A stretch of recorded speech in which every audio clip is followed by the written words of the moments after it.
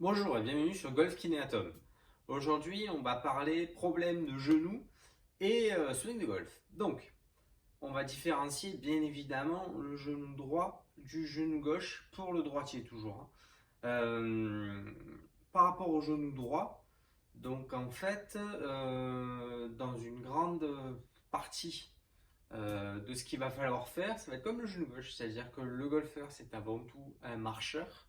On marche à peu près entre 9 et 11 km suivant les parcours, les distances intertrous et les temps pour aller chercher les balles à droite et à gauche et pour aller patauger dans le lac aussi pour aller récupérer les balles. Donc c'est entre 9 et 11 km. Par rapport au swing de golf, donc il représente à peu près 3 à 5 minutes de gestes pendant votre parcours, bah, il y aura plusieurs adaptations. Elles vont surtout être valables sur le practice.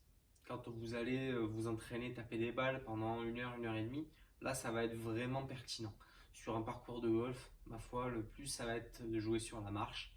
Et le seul point pour jouer sur la marche, si vous avez vraiment mal au genou, va être de prendre une voiturette de golf malheureusement. Oui, moi je conçois pas le golf en voiturette. Je suis désolé pour ceux qui en prennent une, mais enfin moi je n'y arrive pas. Je peux pas jouer en voiturette.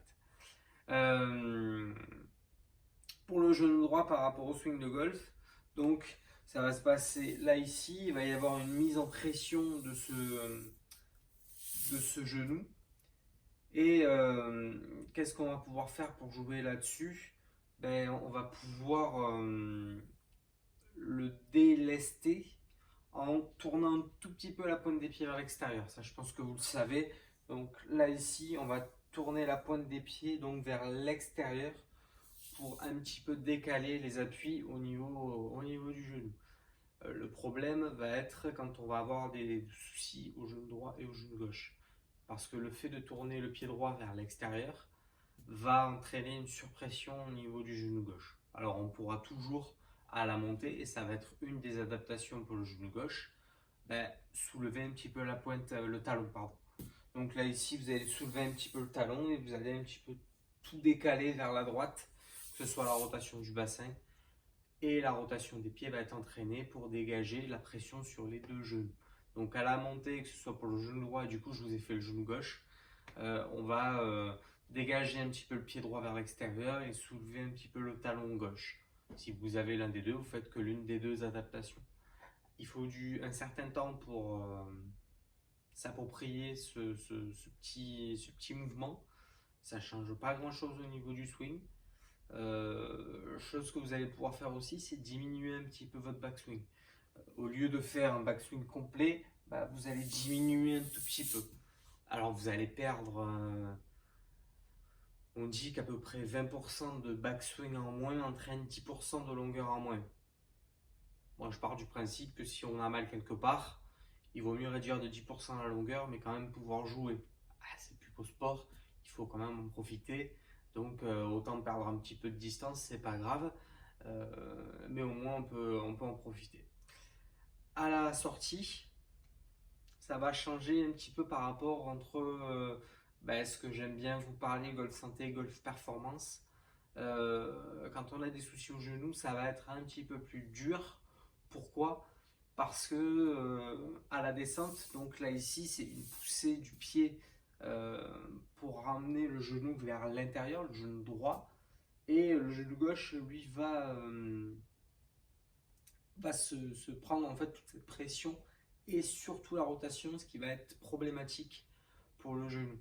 Donc là, on va pouvoir tourner le pied gauche vers la cible et en fait avoir un mouvement qui est plus rotatoire de l'ensemble du corps que vraiment une ascension de l'énergie. Vous savez, je vous parle toujours que ça part donc des pieds, ça remonte vers le bassin, qui tourne, qui entraîne le thorax, les bras et la tête de club. Bah là, ça va être un ensemble. Ça fonctionne très bien. Quand on a des soucis quelque part, bah, il faut s'adapter. Et là, ça va être la même chose. Donc, on va vraiment être sur un geste qui est, qui est rotatoire, complètement. Tout le corps va bouger en même temps.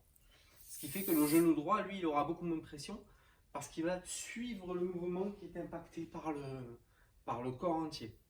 Donc, c'est pas les bras, il faut essayer que ce soit le bassin et le thorax qui bougent en même temps.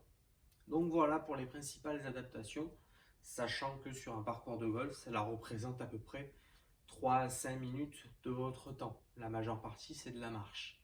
Donc faites attention quand vous allez attraper la balle, récupérer la balle par terre, quand vous allez... ne faites pas des distances, en fait vous laissez votre chariot à l'entrée, à la sortie du green, et vous prenez un club, ben, il faut faire attention à ne pas se tromper de club parce que ça rallonge la durée, etc. etc. C'est plus important de faire des adaptations dans ce sens-là que de jouer sur le swing.